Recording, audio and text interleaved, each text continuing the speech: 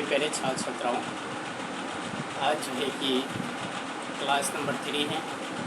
Bihar SSC का discussion class है। यहाँ जो भी छात्र क्लास 1 और क्लास 2 नहीं देखे होंगे वो जो है कि प्ले लिस्ट में जा करके देख लेंगे। उसके बाद में जो है कि क्लास नंबर 3 देख लेंगे। तो संपूर्ण वीडियो देखिएगा दोस्त। वीडियो देखने के बाद में यदि अच्छा लगेगा तो अपने दोस्तों के पास शेयर करने का प्रयास कीजिएगा। व्हाट्सएप ग्रुप, फेसबुक में शेयर करने का और टेलीग्राम पे जो है शेयर करने का प्रयास कीजिएगा जितना अधिक से अधिक हो सके। अपने दोस्तों को, अपने भाइयों को और अपने बहनों को जोड़ने का प्रयास कीजिएगा। जो भी छात्र 2024 में एग्ज़ाम देने वाले हैं उनके लिए जो है कि एग्ज़ाम के दृष्टिकोण से अति महत्वपूर्ण क्वेश्चन होंगे। वही क्वेश्चन डिस्कशन में कराया जाता है जो क्वेश्चन एग्ज़ाम के माध्यम से सिलेक्टेड होते हैं। तो चलिए दोस्त, आज के सेशन को हम लोग शुरू करते हैं। तो सभी छात्र छात्राओं को गुड मॉर्निंग। चलिए, आज का जो है कि टॉपिक है वैदिक संस्कृति एवं सभ्यता। वैदिक संस्कृति एवं सभ्यता के विषय में जानेंगे। इससे संबंधित जो भी क्वेश्चन अति महत्वपूर्ण आते हैं एग्जाम में, वही क्वेश्चन डिस्कशन में कराया जाएगा। चलिए, तो आज का फर्स्ट क्वेश्चन है, भारत का सबसे प्राचीन धार्मिक ग्रंथ किसे माना जाता है? वेद को। भारत का सबसे प्राचीन धार्मिक ग्रंथ किसे माना जाता है? वेद को। वेद का संकलनकर्ता कौन है? महर्षि द्वैपायन वेदव्यास। वेद के संकलनकर्ता कौन है? महर्षि द्वैपायन वेदव्यास। वेदों की संख्या कितनी है? 4। वेदों की संख्या कितनी है? 4। वेदों का क्रम क्या है? ऋग्वेद, सामवेद, यजुर्वेद एवं अथर्ववेद। वेदों का क्रम क्या है? ऋग्वेद, सामवेद, यजुर्वेद एवं अथर्ववेद। नेक्स्ट क्वेश्चन है, सबसे पुराना वेद कौन सा है? ऋग्वेद। सबसे पुराना वेद कौन सा है? ऋग्वेद। ऋग्वेद में मंडलों की संख्या कितनी है? 10। ऋग्वेद में मंडलों की संख्या कितनी है? 10। ऋग्वेद में सूक्तों की संख्या कितनी है? 1028। ऋग्वेद में सूक्तों की संख्या कितनी है? 1028। नेक्स्ट क्वेश्चन है, ऋग्वेद का कौन सा मंडल सोम देवता को समर्पित है? 9वां मंडल। ऋग्वेद का कौन सा मंडल सोम देवता को समर्पित है? 9वां मंडल। नेक्स्ट क्वेश्चन, दशराज युद्ध का विवरण किस वेद में मिलता है? ऋग्वेद में। दशराज युद्ध का विवरण किस वेद में मिलता है? ऋग्वेद में। दशराज युद्ध किस नदी पर लड़ा गया? परुष्णी नदी पर। दशराज युद्ध किस नदी पर लड़ा गया दोस्त? परुष्णी नदी पर। वेदों के ब्राह्मण एवं उसके उपवेद। वेदों का ब्राह्मण उपवेद। वेदों के ब्राह्मण उपवेद ऋग्वेद, ऐत्रेय एवं कौशिकी। ऋग्वेद, ऐत्रेय एवं कौशिकी। उपवेद है आयुर्वेद। ऋग्वेद का उपवेद क्या होगा? आयुर्वेद। ऋग्वेद का उपवेद आयुर्वेद। यजुर्वेद, यजुर्वेद का वेदों के ब्राह्मण क्या होता है? यजुर्वेद के वेदों का ब्राह्मण क्या होता है दोस्त? शतपथ एवं तैत्तिरीय। शतपथ एवं तैत्तिरीय। यजुर्वेद के वेदों का ब्राह्मण क्या होता है? शतपथ एवं तैत्तिरीय। शतपथ एवं तैत्तिरीय। यजुर्वेद के उपवेद नाम क्या है? धनुर्वेद। यजुर्वेद का उपवेद का नाम क्या है? धनुर्वेद। यजुर्वेद का उपवेद का नाम क्या है? धनुर्वेद। नेक्स्ट क्वेश्चन है, सामवेद। सामवेद का वेदों के ब्राह्मण क्या होते हैं? पंचविश एवं जेमनीय। पंचविश एवं जेमनीय। पंचविश एवं जेमनीय। सामवेद के वेदों के ब्राह्मण क्या होते हैं? पंचविश एवं जेमनीय। इसके उपवेद गंधर्व वेद होते हैं। सामवेद का उपवेद का नाम क्या है? गंधर्व वेद। सामवेद के उपवेद का नाम क्या है? गंधर्व वेद। नेक्स्ट है, अथर्ववेद के वेदों के ब्राह्मण होते हैं गोपद। अथर्ववेद के वेदों के ब्राह्मण का नाम क्या है? गोपद।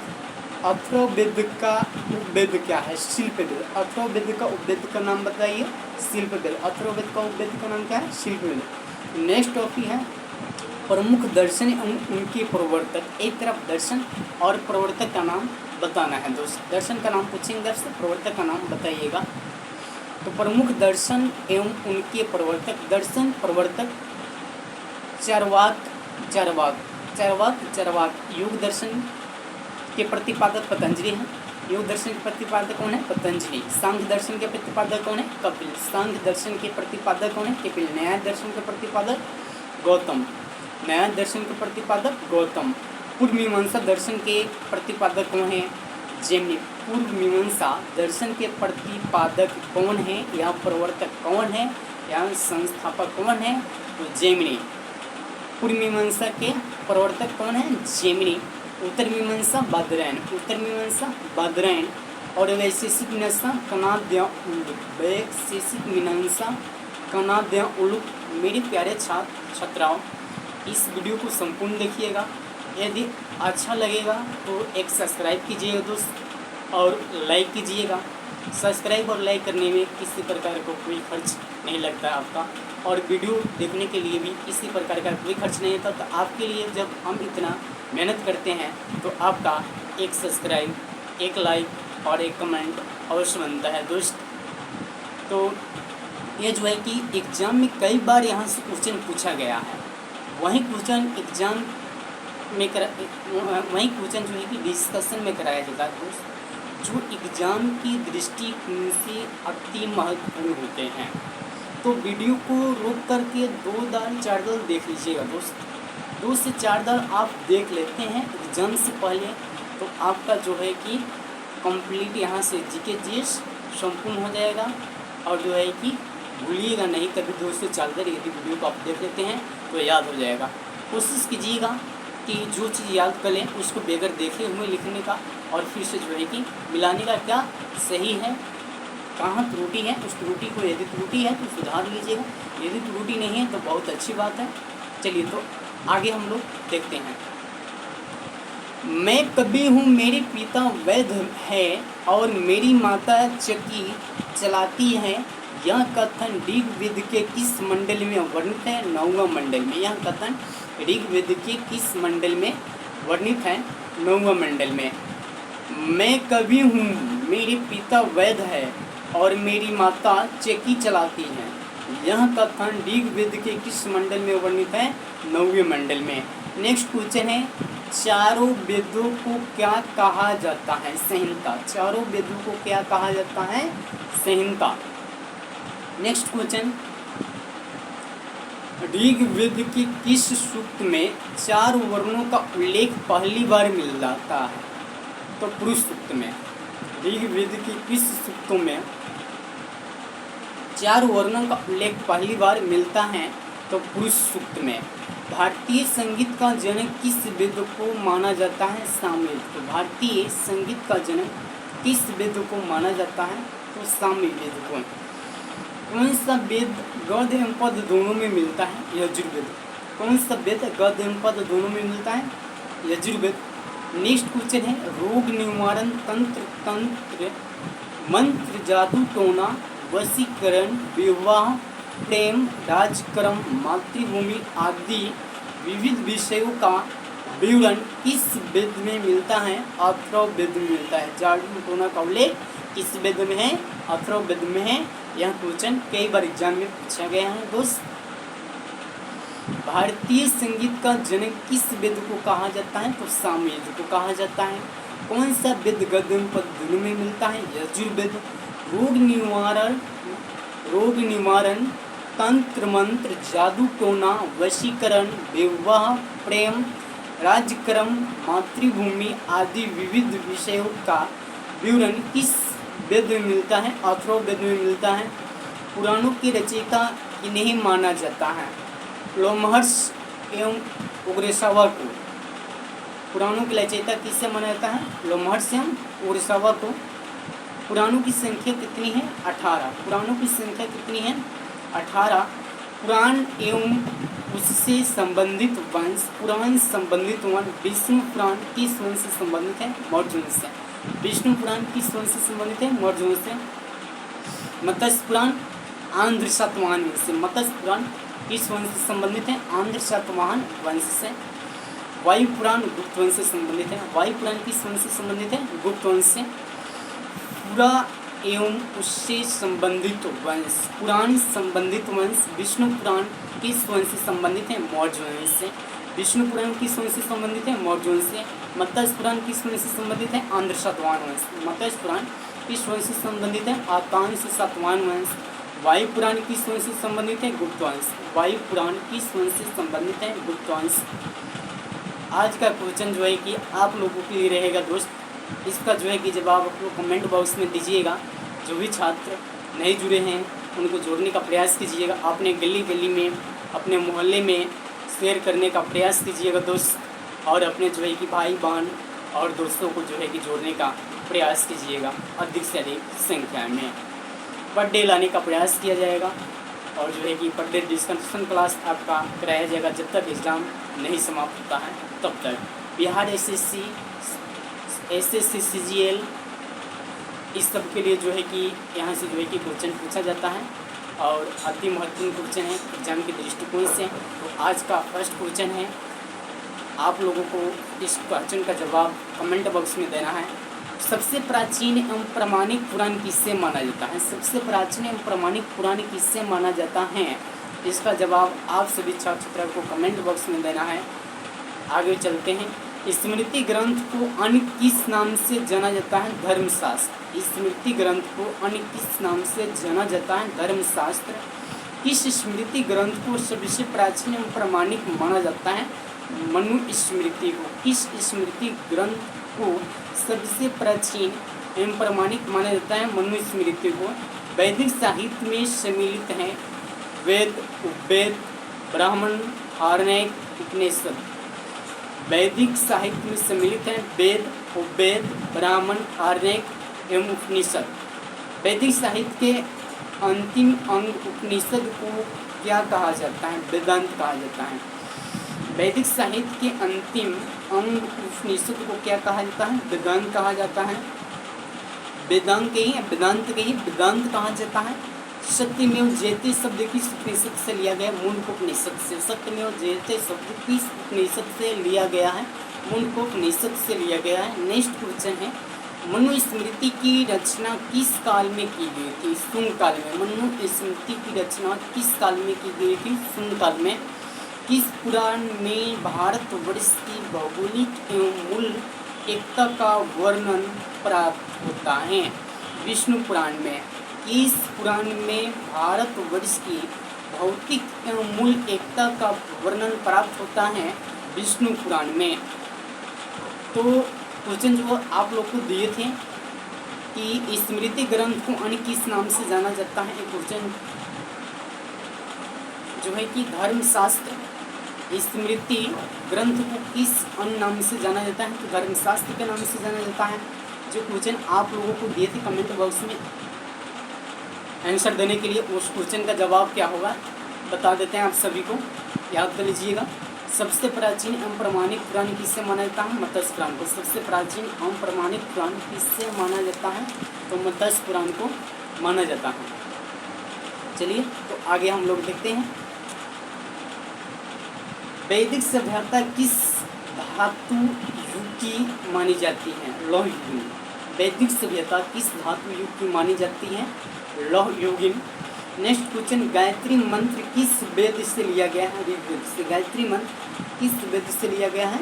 ऋग्वेद से। गायत्री मंत्र किस वेद से लिया गया है? ऋग्वेद से। गायत्री मंत्र किस वेद से लिया गया है? ऋग्वेद से। ऋग्वेद में महत्वपूर्ण उल्लेखित शब्द संख्या गंगा नदी का ऋग्वेद में एक बार उल्लेख हुआ है। गंगा नदी का ऋग्वेद में कितनी बार उल्लेख हुआ है? एक बार उल्लेख हुआ है। यमुना नदी का 3 बार। गंगा नदी में यमुना नदी का कितने बार उल्लेख हुआ है? 3 बार उल्लेख हुआ है। यमुना नदी का कितने बार उल्लेख हुआ है? 3 बार उल्लेख हुआ है। जन नदी का 275 बार। जन शब्द का 275 बार। जन शब्द का ऋग्वेद में कितनी बार उल्लेख हुआ है? 275 बार। जन शब्द का ऋग्वेद में कितनी बार उल्लेख हुआ है? तो 275 बार उल्लेख हुआ है। राज 1 बार। ऋग्वेद में राज का कितने बार उल्लेख हुआ है? 1 बार। और सभा का 8 बार उल्लेख हुआ है। ऋग्वेद में सभा के कितनी बार उल्लेख हुआ है? 8 बार। ऋग्वेद में सावा का कितनी बार उल्लेख हुआ है? 8 बार। विष का 170 बार उल्लेख हुआ है। ऋग्वेद में विष शब्द का 170 बार उल्लेख हुआ है। शूद्र का 1 बार उल्लेख हुआ है। ऋग्वेद में गंगा नदी और शूद्र का जो है कि 1 बार उल्लेख हुआ है।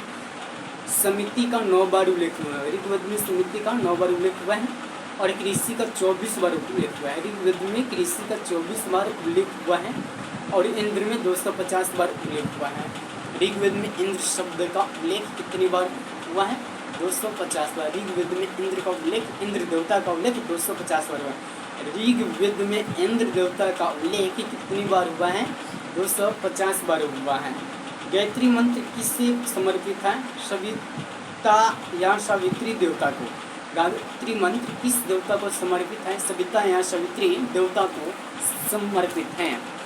चतुर्वर्ण विभाजन का प्रमाण किस वेद में मिलता है? ऋग्वेद में। चतुर्वर्ण ब्राह्मण का चतुर्वर्ण विभाजन का प्रमाण किस वेद में मिलता है? ऋग्वेद में। ऋग्वैदिक काल में कितनी ऋतुओं का ज्ञान था? 5। ऋग्वैदिक काल में कितनी ऋतुओं का ज्ञान था? 5। ऋग्वैदिक काल में कितनी ऋतुओं का ज्ञान था? 5। ऋग्वेद युग में सर्वाधिक उल्लेखित नदी कौन सी? सिंधु नदी। ऋग्वेद में सर्वाधिक उल्लेखित नदी कौन सी? सिंधु नदी। ऋग्वेद में सर्वाधिक पवित्र नदी कौन सी? सरस्वती नदी। ऋग्वेद में सर्वाधिक पवित्र नदी कौन सी है? सरस्वती नदी। ऋग्वेद में सर्वाधिक सम्मानित देवता कौन सा है? इंद्र और अग्नि। ऋग्वेद में सर्वाधिक सम्मानित देवता कौन सा है? इंद्र और अग्नि। ऋग्वेद में सर्वाधिक सम्मानित देवता कौन सा है? इंद्र और अग्नि। इंद्र और अग्नि। महत्वपूर्ण ऋग्वैदिक कालीन प्राचीन नदियों का आधुनिक नाम। प्राचीन नाम, आधुनिक नाम। महत्वपूर्ण ऋग्वैदिक कालीन प्राचीन नदियों का आधुनिक नाम। प्राचीन नाम और आधुनिक नाम उसका क्या होगा? प्रोसिन नदी का आधुनिक नाम रावी नदी। प्रोसिन नदी का आधुनिक नाम रावी नदी। प्रोसिन नदी का आधुनिक नाम रावी नदी। वितिस्ता का आधुनिक नाम झेलम नदी। वितिस्ता का आधुनिक नाम झेलम नदी। आस्किनी का आधुनिक नाम चिनाब। आस्किनी का आधुनिक नाम चिनाब। सिंधु नदी का आधुनिक नाम, सिंधु नदी का आधुनिक नाम सिंध। सिंधु नदी का आधुनिक नाम सिंध। आस्किनी नदी का चिनाब। कुंभू नदी का पुररम। कुंभू नदी का आधुनिक नाम पुररम। विपाशा नदी का आधुनिक नाम विपाशा नदी का व्यास। विपाशा नदी का आधुनिक नाम व्यास। विपाशा नदी का आधुनिक नाम क्या होगा? व्यास। गोमती नदी का आधुनिक नाम गोमल। गोमती नदी का आधुनिक नाम गोमल। सुषमा नदी का आधुनिक नाम सोहन। सुषमा नदी का आधुनिक नाम सोहन। कुंभा नदी का आधुनिक नाम काबुल। कुंभा नदी का आधुनिक नाम काबुल। सदानीरा का गंडक। सदानीरा का गंडक। सुवस्तु, सुवस्तु स्वात। सुवस्तु स्वात। मरुद वृद्धा। मरुवर्धमन। मरुवर्धमन। मरुद वृद्धा। मरुदवर्मन। सतुद्री, सतलज। सतुद्री का आधुनिक नाम सतलज। सतुद्री नदी का आधुनिक नाम क्या है? सतलज। दृष्टदंती का आधुनिक नाम घाघर। दृष्टदंती नदी का आधुनिक नाम घाघर। ऋग्वेद में किस नदी का उल्लेख 1 बार हुआ है? गंगा नदी का। ऋग्वेद में किस नदी का उल्लेख 1 बार हुआ है? गंगा नदी का। ऋग्वेद काल में 2 अमूर्त देवता कौन कौन थे? शारदा तथा मनु। ऋग्वेद काल में 2 अमूर्त देवता कौन कौन थे? शारदा तथा मनु। ऋग्वेद में अंश शब्द का प्रयोग किसके लिए हुआ है? बैलगाड़ी के लिए। ऋग्वेद में अंश शब्द का प्रयोग किसके लिए हुआ है? बैलगाड़ी के लिए। ऋग्वेद में किस परिषद में स्त्रियां भाग लेती हैं? सभा एवं समिति में। ऋग्वेद में किस परिषद में स्त्रियां भाग लेती थी? सभा एवं समिति में। ऋग्वेद में किस परिषद में स्त्रियां भाग लेती थी? सभा एवं समिति में। ऋग्वेद का नवीनतम मंडल कौन सा है? प्रथम और दशम। ऋग्वेद का नवीनतम मंडल कौन सा है? प्रथम और दशम। ऋग्वेद का नवीनतम मंडल कौन सा है? प्रथम और दशम। किस वेद में अष्टोमा शुद्धगमय का उल्लेख मिलता है? ऋग्वेद में। किस वेद में अष्टोमा शुद्धगमय का उल्लेख मिलता है? ऋग्वेद में। ऋग्वेद में 9वें मंडल किसका वर्णन है? सोम को। ऋग्वेद में 9वें मंडल किसका वर्णन है? सोम को। ऋग्वेद में 9वें मंडल किसका वर्णन है? सोम को। आश्रम व्यवस्था की चर्चा किस वेद में है? अर्थवेद में। आश्रम व्यवस्था की चर्चा किस वेद में? अर्थवेद में। ऋग्वेद में 9वें मंडल में किसका वर्णन है? सोम देवता का। ऋग्वेद के 9वें मंडल में किस देवता का वर्णन है? सोम देवता का वर्णन है। वैदिक काल में कौन सी आश्रम व्यवस्था के अंतर्गत शामिल था? ब्रह्मचर्य, गृहस्थ एवं वानप्रस्थ। ऋग्वैदिक काल में कौन सी आश्रम व्यवस्था के अंतर्गत शामिल था? ब्रह्मचर्य, गृहस्थ एवं वानप्रस्थ। पूर्व पुरुषों की पूजा किस काल में शुरू हुई? उत्तर वैदिक काल में। पूर्व पुरुषों की पूजा किस काल में शुरू हुई? उत्तर वैदिक काल में। आर्य शब्द का शाब्दिक अर्थ है श्रेष्ठ या पुल्लिंग। आर्य शब्द का शाब्दिक अर्थ है श्रेष्ठ या पुल्लिंग। आर्य शब्द का शाब्दिक अर्थ है श्रेष्ठ या पुल्लिंग। आर्य शब्द का शाब्दिक अर्थ क्या हो? श्रेष्ठ या पुल्लिंग। आर्य शब्द किससे इंगित करता है? नृजाति समूह को। आर्य शब्द किसको इंगित करता है? नृजाति समूह को। आर्य शब्द में स्वतः कहाँ से आए थे? मध्य एशिया से। आर्य शब्द आर्य भारत में स्वतः कहाँ से आए थे? मध्य एशिया से। आर्य भारत में संभवतः कहाँ से आए थे? आर्य भारत में संभवतः कहाँ से आए थे? मध्य एशिया से। नेक्स्ट क्वेश्चन है, आर्य भारत के किस प्रांत में सर्वप्रथम आए थे? पंजाब में। आर्य भारत के किस प्रांत में सर्वप्रथम आए थे? तो पंजाब में। आर्य भारत में स्वतः कहाँ से आए थे? तो मध्य एशिया से। आर्य भारत में स्वतः कहाँ से आए थे? तो मध्य एशिया से। आर्य भारत में स्वतः किस प्रांत में आए थे? तो पंजाब प्रांत में। आर्य भारत में किस प्रांत में आए थे सर्वप्रथम? तो पंजाब में। आर्य भारत में किस प्रांत में सर्वप्रथम आए थे? तो पंजाब में। ऋग्वैदिक कालीन देवता एवं उनके संबंध। ऋग्वैदिक कालीन देवता एवं उनके संबंध, एक तरफ ऋग्वैदिक कालीन देवता, एक तरफ संबंध का नाम बताएंगे।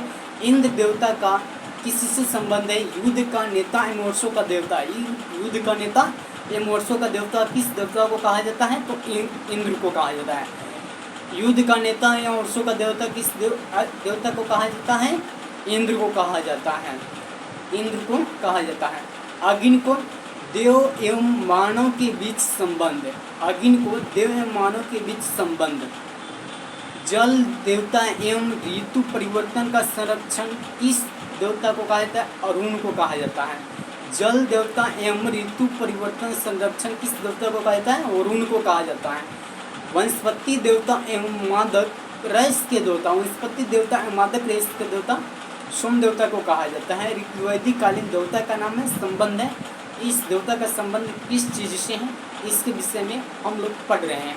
तो वनस्पति देवता एवं वादक, वनस्पति देवता एवं मादक रस का देवता किसको कहा जाता है? सोम को। वनस्पति देवता एवं मादक रस के देवता सोम को। आंधी तूफान का देवता, आंधी तूफान का देवता किसको कहा जाता है? मरुत को। आंधी तूफान का देवता किसको कहा जाता है? मरुत को। मृत्यु का देवता किसको कहा जाता है? यम को। मृत्यु का देवता किसको कहा जाता है? यम को। मृत्यु का देवता किसको कहा जाता है? यम को। सदाचार दुराचार निरपेक्ष देवता रुद्र को। सदाचार दुराचार निरपेक्ष देवता किसको कहा जाता है? रुद्र को। सदाचार दुराचार निरपेक्ष देवता किसको कहा जाता है? रुद्र को। विश्व के संरक्षक एवं पालनकर्ता विष्णु को। विश्व के संरक्षण एवं पालनकर्ता का देवता किसको कहा जाता है?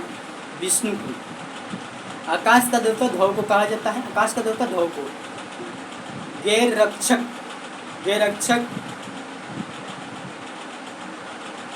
तथा शूद्रों के देवता कृष्ण को कहा जाता है। गैर रक्षक तथा शूद्रों का देवता कृष्ण को कहा जाता है।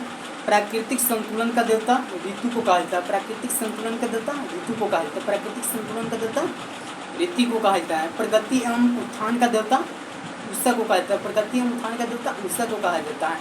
प्रगति एवं उत्थान का देवता उषा को कहा जाता है।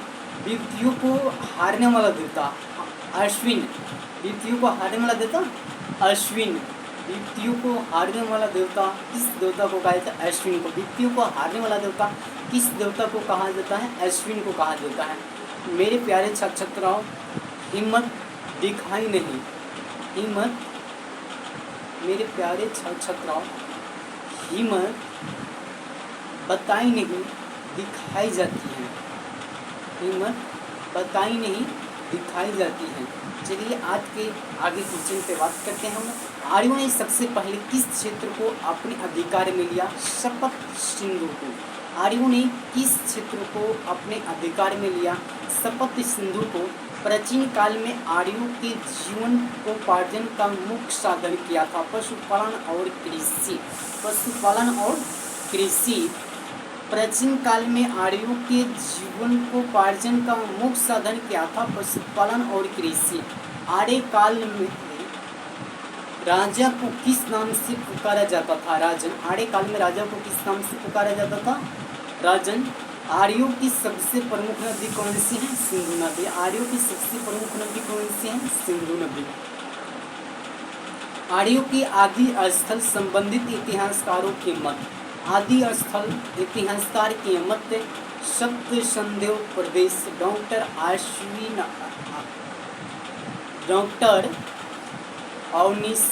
चंद्र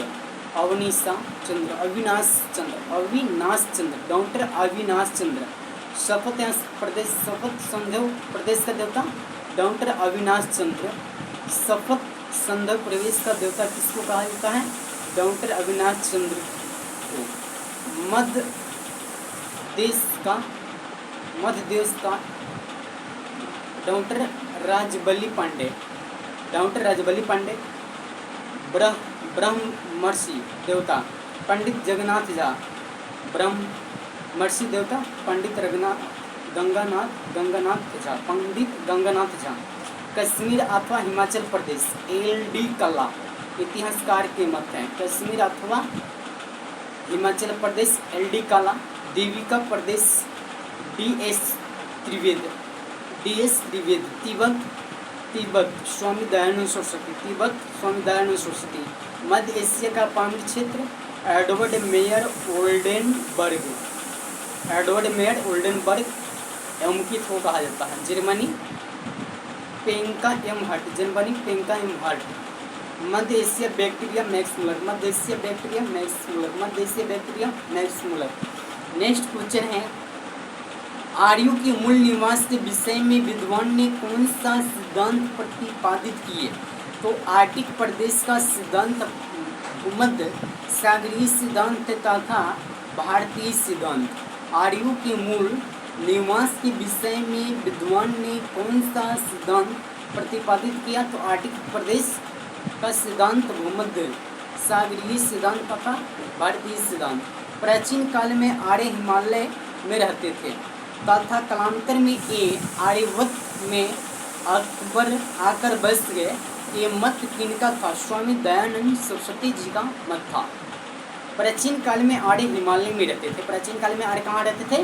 हिमालय में रहते थे तथा कालांतर में आर्यवर्त में आकर बस गए। यह मत किसका है? स्वामी दयानंद सरस्वती जी का। मूर्ति पूजा का आरंभ कब से माना जाता है? हड़प्पा सभ्यता एवं संस्कृति सभ्यता से। हड़प्पा सभ्यता एवं संस्कृति सभ्यता के काल से मूर्ति पूजा का आरंभ माना जाता है। ऋग्वेद में रुद्र शब्द का प्रयोग कितनी बार हुआ? 3 बार। ऋग्वेद में रुद्र शब्द का प्रयोग कितनी बार हुआ है? 3 बार। वैदिक काल में योद्धा को क्या कहा जाता है? सेनानी। वैदिक काल में योद्धा को क्या कहा जाता है? सेनानी।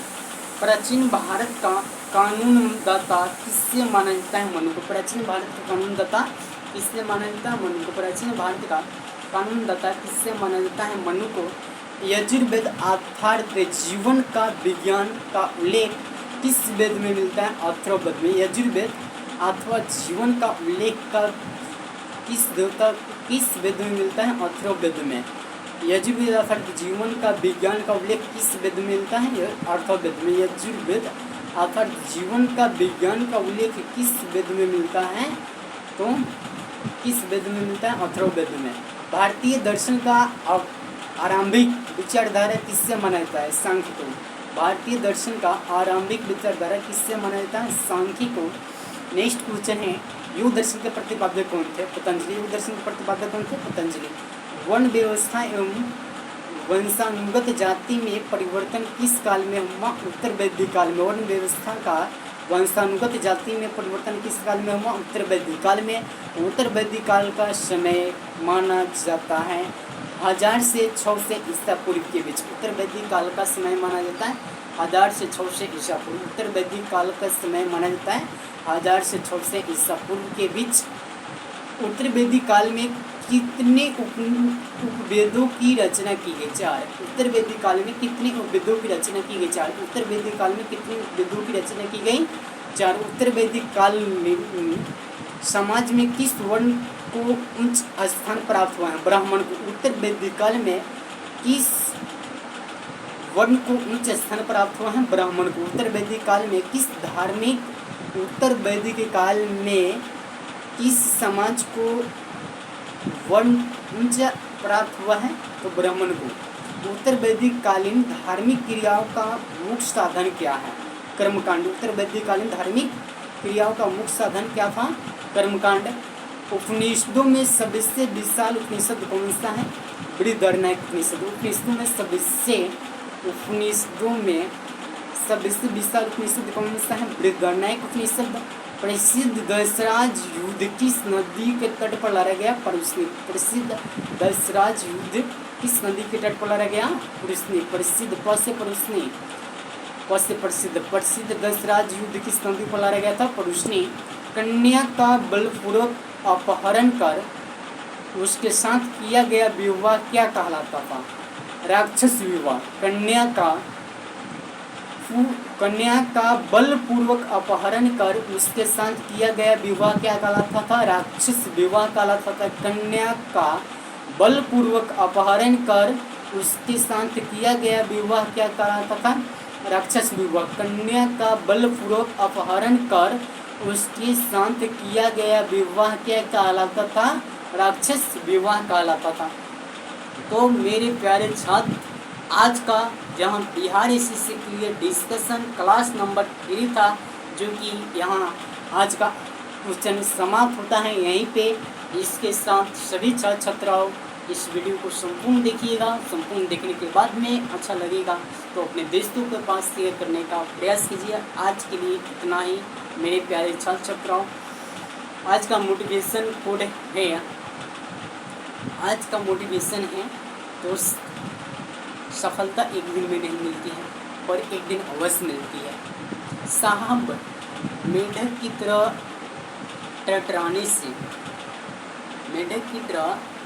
टकराने से सफलता नहीं मिलती। साहब मनुष्य को मेढक की तरह साल में एक बार टकराने से सफलता नहीं मिलती है, क्योंकि इसके लिए मनुष्य को कई सालों तक लगातार मेहनत करना पड़ता है। तो आप भी अपनी मेहनत ईमानदारी से लगन से कीजिए दोस्त। सफलता एक दिन में नहीं मिलती है पर एक दिन जरूर मिलती है दोस्त। तो आज के लिए इतना ही। कैसा लगा सेशन कमेंट बॉक्स में ज़रूर कमेंट लिख सकते हैं। आगे आपको किस टॉपिक पे डिस्कशन चाहिए तो अधिक से अधिक संख्या में जुड़ने का अपने दोस्त अपने भाई बहनों का प्रयास कीजिएगा, क्योंकि आपके लिए मैं इतना मेहनत करता हूं। तो आप एक लाइक सब्सक्राइब अवश्य कर सकते हैं दोस्त और शेयर कर सकते हैं। तो आज के लिए इतना ही। मंजिल ने हौसलों से कहा तेरे बस की बात नहीं। मंजिल ने हौसलों से कहा तेरी बस की बात नहीं। हौसलों ने मंजिल की आंखें में आंखें डालकर बोला चल छुट्टी तेरी इतनी औकात नहीं। आज के लिए इतना ही। जय हिंद, जय भारत।